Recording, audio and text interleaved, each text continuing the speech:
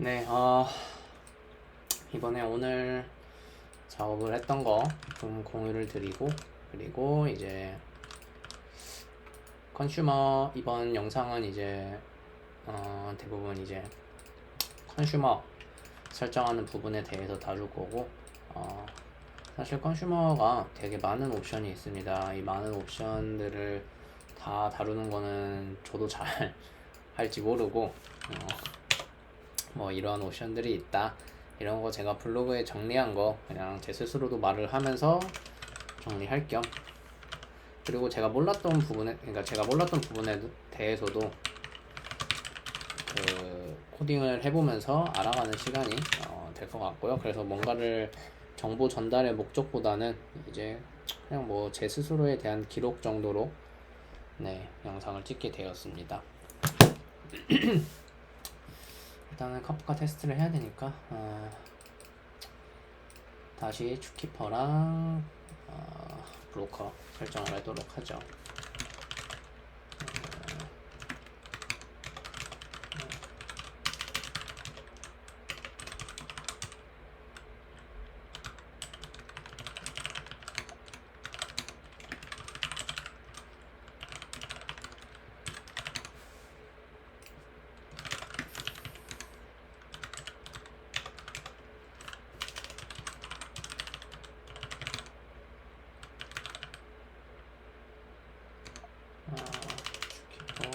서버 스톱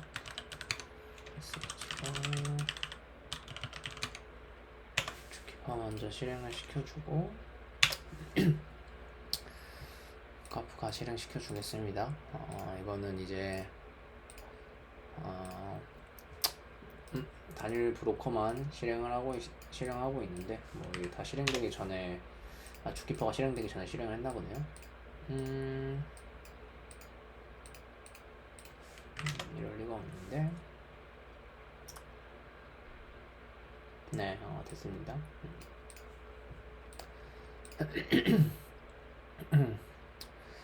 네, 저번 시간에는 이제 프로듀스에 대해서 간략하게 다뤄봤는데, 이번에는 이제 컨슈머 설정에 대해서 한번 다뤄보도록 하겠습니다. 컨슈머는 이제 들어오는 메시지를 소비해서 처리하는 그런 서버, 클라이언트 정도가 되겠습니다. 컨슈머는 일단 최소 한 개의 파티션을 담당을 하게 됩니다. 근데 가끔씩 0개의 파티션을 담당하는 경우도 있습니다. 이게 어떻게 동작을 하냐면, 일단 기본적으로 이제 뭐 예를 들어서 제가 테스트 토픽이라고 적어놓은 이 테스트 토픽에 파티션을 4개라고 설정을 했다고 가정을 하겠습니다. 저 같은 경우는 서버 실행할 때 지금 파티션 1개로 설정이 되어 있을 텐데, 예를 들어가지고 이 토픽에 1, 2, 3, 4 총 4개의 파티션이 있다고 가정을 하겠고, 그리고 컨슈머는 1개가 있다고 가정을 하겠습니다. 그리고 또 한 가지 말씀드려야 되는 거는, 컨슈머도 이제 단일 컨슈머로도 뭐 활용을 할 수 있지만, 보통 이제 제가 저번에 말했던 것처럼 브로커도 이제 브로커 클러스터를 구성을 해가지고 프로듀싱을 한다, 뭐 프로듀스한 메시지를 이제 저장한 거 뭐 처리한다, 이런 식으로 말씀을 드렸는데, 컨슈머도 똑같습니다. 컨슈머는 이제 이제 컨슈머 그룹이라는 걸 성립을 해가지고 그 그룹에서 관리를 하게 됩니다. 그래서 뭐 여기서 이렇게 4개의 파티션이 있고, 이 토픽을 이제 서브스크라이브 하고 있는 컨슈머 그룹이 이제 그냥 그룹이라고 하겠습니다. 그룹 1이라는 컨슈머 그룹이 이 토픽을 이제 서브스크라이브 하고 있습니다. 즉 이제 이벤트를 계속 리스닝 하고 있다는 거죠. 이 그룹 1에는 이제 1개의 컨슈머가 있습니다. 이 그룹 1에는 1개의 컨슈머가 있습니다. 그럼 만약에 여기서 이제 1개의 컨슈머가 있으니까, 이 1개의 컨슈머는 이 4개의 토픽을 모두 이제 담당을 하게 됩니다. 근데 여기서 이제 컨슈머가 추가됩니다. 컨슈머가 추가되면 이제 총 2개가 되겠죠. 2개가 되게 되면 뭐 이제 나중에 다를 거지만, 리밸런싱이라는 게 동작을 하면서 이 뭐 첫 번째 컨슈머 같은 경우는 1, 2라는 파티션을 담당하고 있고 그 이후에는 이제 3, 4를 새로 추가된 애죠. 새로 추가된 애는 뭐 3, 4를 담당하게 됩니다. 또 컨슈머가 추가됩니다. 그러면 3개가 되겠죠. 3개가 되게 되면 이제 이것 또한 뭐 한 명은 2개를 가지고 있고 한 명은 1개씩 가지고 있게 되고 뭐 4개가 되면 각자 1개씩 네 각자 1개씩 가지게 되겠죠. 근데 여기서 만약에 5개가 되면 어떻게 될까요? 5개가 되면 하나의 컨슈머는 아무런 동작을 하지 않습니다. 동작을 안 한다기보다는 낭비되고 있습니다. 아무런 행위를 안 한다고 보면 되겠죠. 이제 앞서 있는 4개는 파티션을 하나씩만 구독을 하면서 메시지를 처리하지만 마지막에 있는 애는 아무런 메시지를 처리하지 않습니다. 네, 이렇게 동작을 하게 됩니다. 그래가지고 제가 이제 영상에서 말씀드렸는지 모르겠는데 블로그에는 아마 말씀을 드렸을 겁니다. 처음에 설정을 할 때 이제 파티션의 수량을 일부러 크게 잡아라. 크게 잡으면 저희가 이제 이 예시를 보았을 때 저희가 지금 4개의 파티션만 선언을 했으니까 컨슈머는 최대 4개만 다루잖아요. 근데 만약에 처음에 파티션을 크게 잡아서 이게 8개였다고 가정을 하게 되면 저희는 이제 컨슈머가 많을수록 더 많은 메시지를 처리할 수 있고 확장성이 더 뛰어날 수 있기 때문에 컨슈머는 8개가 될 수 있겠죠. 그러니까 처음에 토픽에 대한 파티션을 잡을 때는 웬만하면 크게 잡는 게 좋습니다. 네. 그러면 한 가지 더 예시를 들어보도록 하죠. 네. 이건 동일합니다. 동일하고 그리고 첫 번째 컨슈머 그룹 이것도 동일합니다. 여기에는 4개의 컨슈머가 존재를 하고요. 그 다음에 그룹 2라는 컨슈머 그룹이 새로 구독을 합니다. 토픽을 구독을 하게 되면 기존에 이제 4개가 있으니까 이 그룹 1에서 각각 1개씩 파티션을 나눠 가졌잖아요. 근데 그룹 2가 되면 그룹 1, 그룹 2 합쳐가지고 그리고 그룹 2는 2개 컨슈머가 있으면 이 그룹 1, 2 합쳐가지고 6개가 되겠죠. 6개가 되면 이걸 어떻게 처리하냐 라는 이런 의문점이 생길 수 있는데 이거는 그룹마다 각자 따로따로 동작을 합니다. 예를 들어서 컨슈머 1에서는 이제 한 개씩 담당하게 되는데 컨슈머 2에서는 컨슈머 1의 영향을 받지 않습니다. 컨슈머 2에서는 2개가 있으니까 각자 2개씩 구독을 하게 됩니다. 그렇게 이제 각자가 원하는 로직을 처리할 수가 있죠. 뭐 그룹 1에서는 예를 들어서 이제 RDB 딴에다가 뭐 어떤 데이터를 기록한다고 합니다. RDB였나요? S였나요? 네. 구독한다고 하고 그룹 2에서는 이제 몽고에다 데이터 기록한다고 합니다. 뭐 또 그룹이 있으면 그룹 3에는 뭐 일라스틱에다 기록을 한다고 합니다. 네. 이런 식으로 좀 더 유연하게 동작을 시킬 수 있습니다. 네. 뭐 이게 간단한 이제 간단한 컨디션이란다. 그 컨슈머가 어떻게 설정하는지에 대한 내용이고요. 네. 뭐 이제 앞서 이게 일단 기본이고 그 다음에는 이제 이렇게 컨슈머가 추가되거나 뭐 컨슈머가 빠질 수가 있겠죠. 네, 뭐 4개였다가 3개가 될 수도 있고 3개였다가 4개가 될 수도 있고 이런 식으로 컨슈머 수가 변했을 때 그때는 어떤 일이 일어나는지 좀 간단하게 이론적으로 말씀을 드리겠습니다. 일단 그런 일이 발생을 하면 이제 파티션 리밸런스라는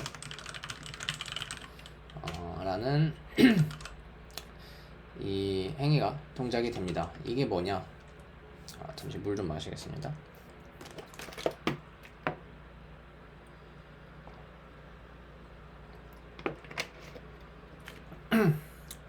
리밸런스가 이제 파티션을 이제 컨슈머들한테 재할당하는 그러한 것을 말을 하고요. 뭐 이제 예를 들어서 컨슈머가 추가가 되면 이 컨슈머도 어떤 특정 파티션을 담당을 해서 처리를 해야 되고 그렇게 담당을 하게 되면 기존에 그걸 담당하는 컨슈머는 이 그 파티션을 담당을 안 하면 되잖아요. 이런 식으로 좀 변화가 생기는 걸 이제 리밸런스라고 하고 리밸런스에는 이제 종류가 두 가지가 있습니다. 한 개는 조급한 이거라고 하고, 그 다음에 협력적 이거를 코퍼레이티브라고 네, 합니다. 이제 이거 같은 경우에는 모든 컨슈머가 잠깐 동작을 멈춥니다. 네, 이거는 모든 잠시 동작을 멈춥니다.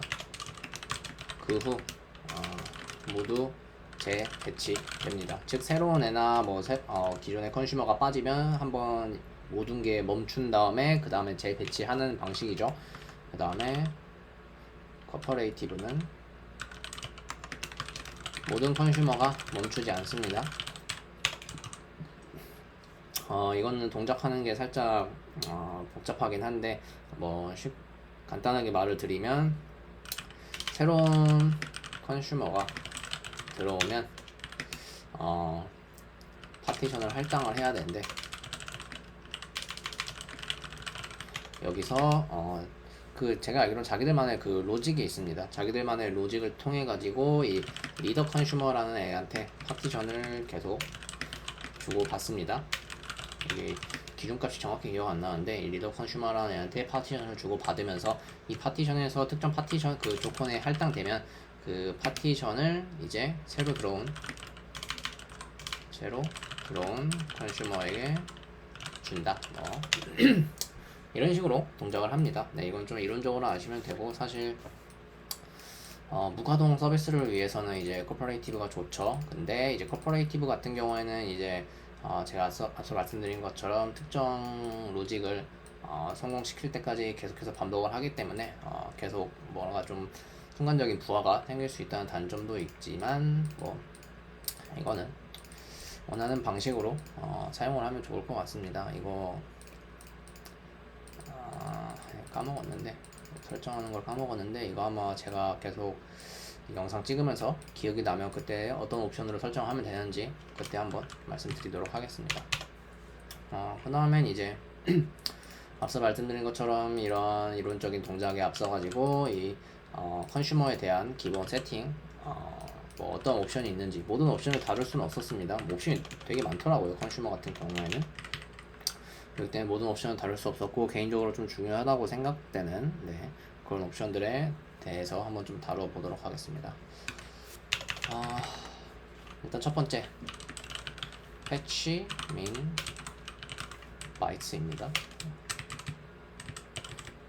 아이고, 뭐가 발급된 거지? 여기네요. 이거랑 같이 사용되는 여러 옵션이 몇 개 있습니다. 얘랑 얘입니다. 네. 이 패치 맥스 바이트랑 패치 민 바이트랑 사실 이름은 이제 하나 차이니까 한 개만 알면 이제 다른 건 이제 반대되는 그런 조건이 되겠죠. 네, 패치 민 바이트 같은 경우에는 이제 컨슈머가 이벤트를 구독을 하잖아요. 이벤트 구독을 하면서 브로커한테 메시지를 달라고 계속 풀링을 시도를 합니다. 이때 풀링을 할 때 메시지에 대한 최소 크기를 지정을 합니다. 이제 이거 디폴트 값은 1바이트고요. 이제 만약에 이거를 이제 3바이트로 설정을 한다. 3바이트로 설정을 했는데 풀링을 하는데 브로커가 이제 줘야 될 데이터가 3바이트가 안 돼요. 그러면 데이터를 내려주지 않습니다. 이 최소 조건에 할당되지 않기 때문에 그걸 설정하는 게 이제 이 옵션이고, 그 다음에 패치 맥스 웨이트 밀리세컨드, 이 옵션 같은 경우에는 이제 아까 말씀드린 상황이 있잖아요. 그 데이터 크기가 3바이트가 안 되면 안 내려온다. 그거에 대해서 대기 시간을 설정할 수 있습니다. 이게 디폴트 타임은 이제 500ms 정도가 되고, 이제 상황은 예를 들면 이런 거 이렇습니다. 이제 컨슈머가 브로커한테 메시지를 요청합니다. 이 패치 민 바이트 옵션을 통해 가지고 3바이트 정도를 설정을 해 놨어요. 3바이트 옵션을 설정해 놨고, 이 패치 맥스 웨이트 밀리세컨드 같은 경우에는 이제 1분 설정했다고 가정하겠습니다. 네, 1분 설정을 했습니다. 그렇게 계속 풀링을 하면서 요청을 하는데 메시지가 이제 1분이 되도록 이제 이 3바이트가 채워지지 않는 겁니다. 프로듀싱을 하지 않아가지고. 그러면 이 1분이 딱 되었을 때 이 패치 맥스 웨이트 밀리세컨드 조건으로 인해 가지고 3바이트가 되지 않아도 메시지를 가져옵니다. 그래서 이 두 조건을 따졌을 때의 우선순위는 이쪽에 있다. 이 정도로 알아두시면 될 것 같습니다. 이거는 사실 이 옵션들은 되게 이것까지는 잘 모르겠는데 이 두 개는 사실 되게 유용하게 쓰일 수 있는 옵션이죠. 왜냐면 이 두 가지를 통해 가지고 컨슈머가 처리해야 되는 이벤트에 대한 뭐 트래픽 같은 걸 조절을 할 수 있기 때문에 네. 이 두 가지 옵션은 뭐 상황 잘 사용 뭐 특히 옵션을 그렇게 만질 일은 없겠지만 상황에 따라서 사용하면 네, 좋은 옵션인 것 같습니다. 다음으로는 네, 리퀘스트 타임아웃. 뭐 이거는 간단하죠. 이제 컨슈머가 브로커로부터 응답을 대기하는 뭐 그런 이제 최소 이제 타임아웃 시간이죠. 네. 그 다음에 중요한 거는 얘랑 얘입니다. 네. 이제 enable auto commmit부터 뒤쪽 호자부터 먼저 다루어 보자면 얘는 이제 기본적으로 자동으로 이제 컨슈머가 메시지를 읽고 이거를 읽었다라는 오프셋 처리를 하는 그런 커밋 행위를 자동으로 해주느냐 그거입니다. 이거 디폴트 값은 true고 true로 설정을 했을 때 5초 주기로 자동으로 커밋을 해줍니다. 이거는 일단은 디폴트 이제 기본적으로 설정을 해주는 게 좋고요. 기본적으로 이거를 false로 설정을 해주는 게 좋습니다. 이거는 제가 이제 이 옵션들에 대한 얘기를 하고 그 후반에 다룰 예정이기 때문에 그때 이거를 왜 false로 설정을 해야 되는지 그 부분에 대해서 이제 말씀을 드릴 거고, 그리고 오토 옵셋 리셋 이거 같은 경우에는 이제 어디부터 데이터를 가져오냐에 대한 네, 그런 옵션입니다.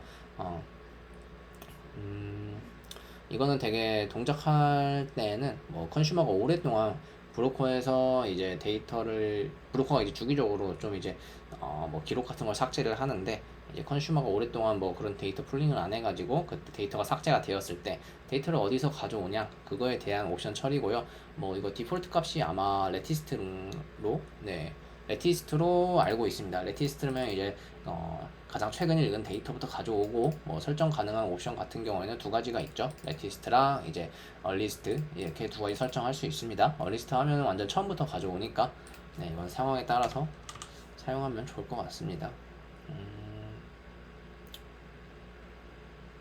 그 다음에 여기 적혀 있네요. Partition Assignment Strategy. 이거 앞서 말씀드린 이제 리밸런스 할 때 동작하는 아니다. 리밸런스가 아니라 이건 이제 파티션이 어디에 할당되냐 이 정도 되겠고 뭐 리밸런스라도 굉장히 좀 리밸런스라도 연관이 된 옵션입니다. 네, 여기에서 이제 네 가지 방법이 있습니다.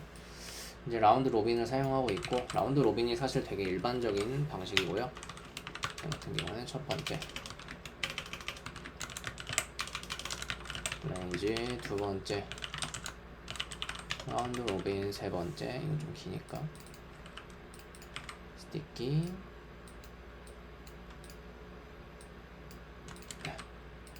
네 번째 오퍼레이티브 스티키 뭐 레인지 되게 단순합니다. 그냥 이거랑 비슷합니다. 이거랑 비슷하게 그냥 순서대로 가지게 됩니다. 뭐 예를 들어서 컨슈머 A, B가 있고 토픽이 뭐 T1, T2가 있고 이제 T1, T2가 각각 3개의 파티션을 가지고 있습니다. 그럼 총 6개의 파티션이 있겠죠. 그래서 A, B가 이제 구독을 시작합니다.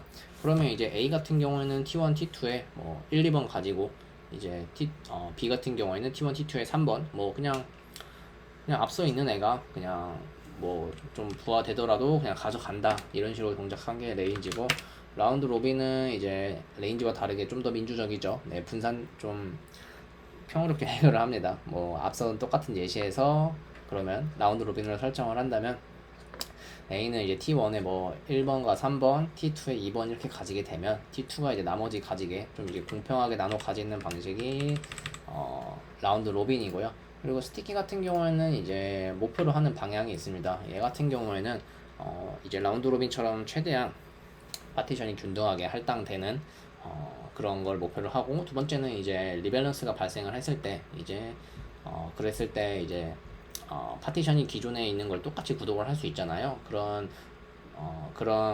구독을 안 할 수가 있잖아요. 근데 리밸런스가 발생했을 때 기존에 있는 파티션을 최대한 구독할 수 있게 유지하는 것을 목표로 합니다. 사직선 동작하는 건 라운드 로빈이랑 동일한데 얘는 이제 리밸런스 살짝 이것처럼 동작 하나 내고, 얘는 그냥 아까 말씀드린 그냥 코퍼레이티브처럼 동작하는 그 정도의 차이입니다. 그래서 뭐 일반적인 상황이면 사실 라운드 로빈 사용하는 게 적합한 걸로 알고 있는데, 이건 저도 뭐가 적합하냐에 대해서는 잘 모르겠고, 제 개인적인 생각으로 그냥 라운드 로빈이 이게 가장 일반적이니까 이거 사용하는 게 괜찮지 않나 라는 정도의 생각을 가지고 있습니다. 네, 어느 정도 됐고, 어느 정도 이론적인 내용은 설명이 된 것 같고, 그러면 간단하게 오토 커밋부터 한번 보도록 하죠. 여기서 간단하게 볼 수 있을 만한 거는 이제 서브스크라이브 하고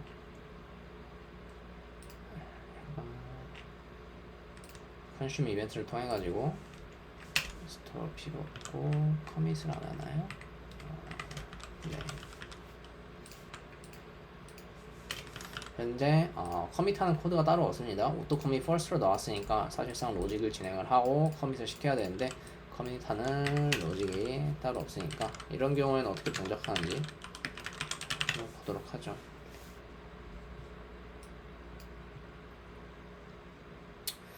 네, 뭐 바로 고독이 되네요. 딱 이 세 가지입니다. 현재 딱 보면 오프셋 9번, 이 오프셋 9번 찍혔죠. 지금 9번까지 메시지 읽었습니다. 그리고 저 같은 경우에는 이제 레티스트를 통해 가지고 최근까지의 데이터를 가져온다고 설정을 했습니다. 다시 실행을 시켜보죠.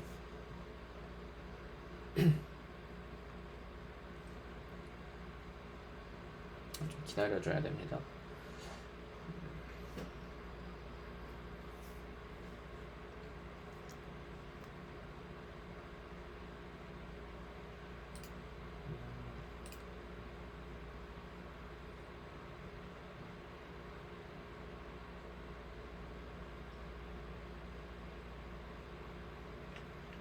네, 보시면 이상하죠?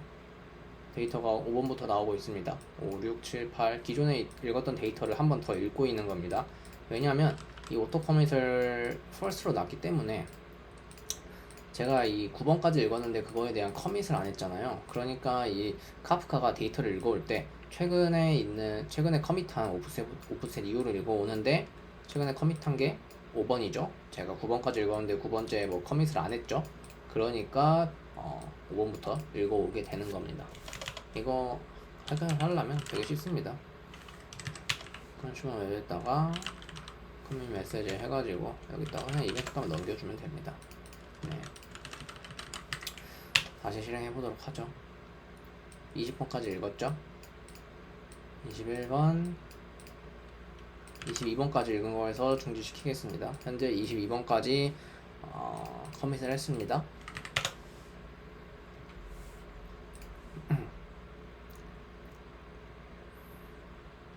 좀 기다려 보도록 하죠.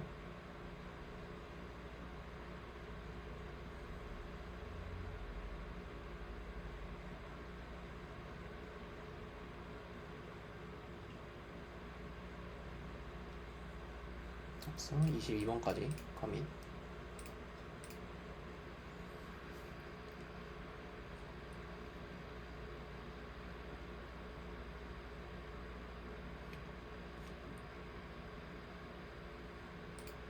네. 보면 아까랑 다르게 22번 이후인 23번부터 메시지 이렇게 읽어오는 거 확인을 할 수가 있습니다. 이게 오토 커밋의 특징이고, 이거 뭐 이제 얼리스트로 발생하려면 얘 뭐 설정 유무 상관없이, 오프셋 유무 없이 상관없이 그냥 1번부터 읽어오게 되고, 이걸 하는 이유는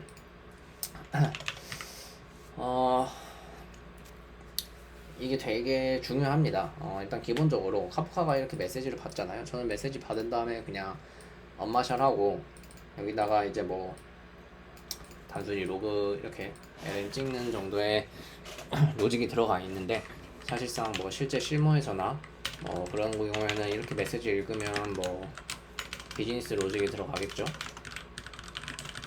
근데 여기서 이 비즈니스 로직이라 한다면 뭐 DB의 데이터 기록한다던가 뭐 서치 엔진에다가 뭐 이런 식으로 기록하는 행위가 이루어지는데, 이런 기록하는 행위를 동작을 하면서 에러가 뜰 수가 있잖아요. 이 모든 게 동작을 하고 메시지 처리가 완료가 됐으니까 그때 이후에 커밋을 해서 카프카한테 이 컨슈머한테 나 여기 이후로 데이터 처리할 거야 라는 식으로 동작을 시켜줘야 되는데, 하지만 여기서 중간에 에러가 떴다 그러면 이제 카프카한테 이 메시지를 처리를 못한 거잖아요, 제가 원하는 로직을. 그러니까 그때는 커밋 메시지를 발생을 시키면 안 되죠. 커밋 메시지를 발생을 시키면 안 되고 그 에러에 대한 거를 따로 기록을 해놨다가 그 다음에 처리를 해줘야 됩니다. 근데 또 이런 걸 또 생각을 해볼 수가 있습니다. 뭐 예를 들어서 100번째 메시지 처리 도중에 에러가 발생했습니다. 그러면 커밋 못했겠죠? 아이고. 그리고 에러 딴 걸 후에 처리하려고 뭐 에러 DB에 뭐 저장했습니다. 예를 들어서 에러 DB에 저장을 했고 그 다음에 101번째 일을 시작하고 그리고 뭐 200번째까지 처리했습니다. 근데 여기서 100번째를 처리했습니다. 근데 여기서 만약에 커밋을 한다? 그러면 안 되죠. 왜냐면 이제 여기서 200번째까지 오프셋을 처리를 했잖아요. 제가 원하는 로직은 이제 100번째만 안 됐고 101번째에서 200번째까지 다 처리가 되었습니다. 근데 만약에 100번째를 커밋을 해요. 그러면 이제 컨슈머 이제 파티션에 그 오프셋 저장되는 게 200번째로 되는 게 아니라 100번째가 돼버립니다. 그래가지고 이거를 다시 실행시키거나 뭐 다시 뭐 이렇게 이벤트를 읽어올 때 100번째 이후인 101번째를 또 읽게 됩니다. 그러면 문제가 생기겠죠? 이제 101번째에서 200번째는 이미 DB에 기록했는데 101번째를 또 읽는다? 그것도 잘못됐죠. 네.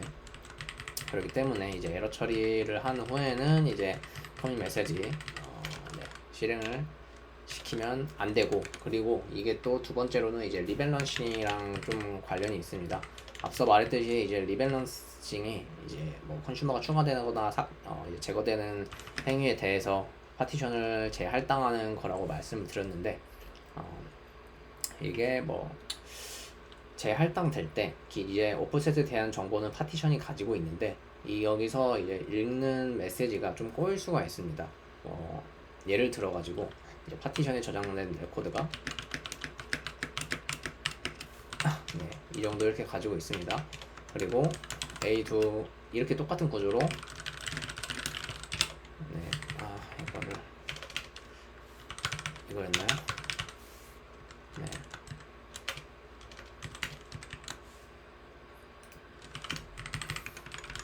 A, B 두 개 파티션이 존재를 하고 이제 A가 2번이라는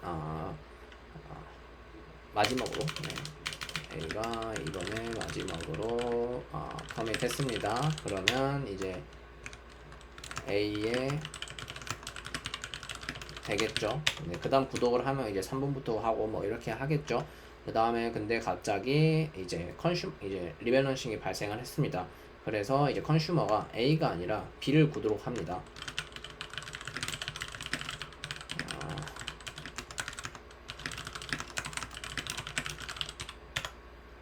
근데 문제는 여기서 커밋이 언제 됐는지가 중요로 합니다. A는 현재 2번까지 커밋을 되었지만 그래서 A에서는 오프셋이 2번으로 설정이 되어 있죠. 근데 문제는 이제 이 컨슈머가 A의 뭐 6번에 대한 이벤트를 처리하고 있겠죠.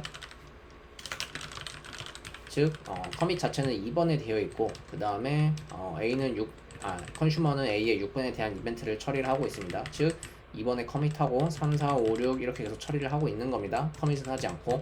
근데 여기서 리밸런싱이 발생을 합니다. 그래서 컨슈머가 A가 아니라 B를 구독을 합니다. 근데 B의 오프셋은 이제 뭐 4번입니다. 그러면 컨슈머가 중복돼서 또 중복돼서 처리를 해버리겠죠. 왜냐면 오프셋 4번이니까 5번 이런 식으로 중복이 되겠죠. 네, 이런 뭐 문제점도 생길 수 있습니다. 이거는 사실 딱히 방법은 없을 것 같긴 해요. 뭐 커밋 메시지를 잘하는 방식밖에 없을 것 같은데, 이 부분에 대해서 뭐 이런 식으로 이렇게 주목된 메시지를 처리할 수도 있다, 뭐 이런 식으로 동작을 할 수 있다는 것을 좀 알아두시면 좋을 것 같고, 이거는 사실 코드를 작성을 하면서 에러 케이스 처리를 해주면 좋겠죠. 네. 저도 뭐 에러 케이스 처리하면 좋긴 하겠지만 이론적으로 별게 지금 공부할 게 너무 많은 것 같아가지고 네, 뭐 이 정도가 되겠습니다. 커밋을 관리하는 건. 이거는 스스로 직접 테스트 해보면 아마 감이 바로 올 겁니다.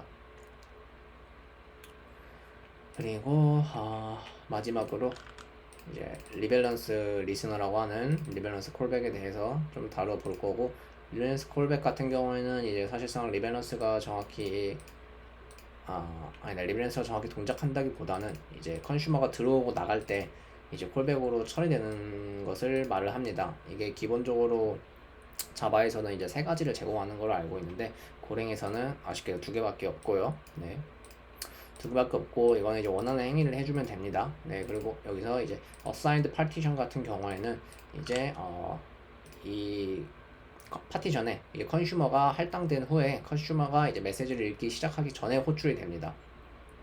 할당이 됐고, 할당이 되기 전이네요. 네, 할당이 되기 전에 선행해서 호출이 됩니다. 그래서 저 같은 경우에는 이제 뭐 새로 추가되면 그냥 어사인 그냥 해버렸죠. 너 이거 가져 하면서 할당되는 파티션을 새롭게 추가된 애한테 바로 넘겨줍니다. 네. 그리고 리버코드 파티션 같은 경우에는 나갈 때 파티션이 이제 나갈 때 처리를 하는 거고, 이 나갈 때는 저 같은 경우에는 이제 커밋을 하죠. 오프셋 최종 마지막까지 읽은 거 커밋하고 가, 이런 식으로 네, 동작을 시키고 있습니다. 이런 식으로 동작하는 게 이제 리밸런스 콜백이고, 이거는 사실 원하는 로직을 집어넣을 수 있겠죠. 완전히 좀 미들웨어 느낌으로 동작을 하는 친구니까 여기다 뭐 로그 뭐 추가할 수도 있고, 뭐 어사인을 뭐 다른 놈한테 줄 수도 있고, 뭐 이런 식으로 동작을 시킬 수 있습니다. 네, 이거는 뭐 에러 케이스 뭐 예시 뭐 제가 좀 몇 개 가져왔나 보네요. 네. 네, 컨슈머 이 정도로 좀 간단하게 다루었고, 뭐 실질적으로 실습한 거는 뭐 이네이블 오토커밋밖에 없는데, 사실 이게 가장 중요합니다. 네, 이거는 뭐 리소스 파티션에 대한 리소스적인 부분이니까 그러기도 하고, 실질적으로 로직 처리하는 데 담당되는 게 이 옵션이니까 이 옵션 되게 중요하게 관리를 하면서 메시지 커밋을 하면서 네, 좋은 개발했으면 좋겠네요.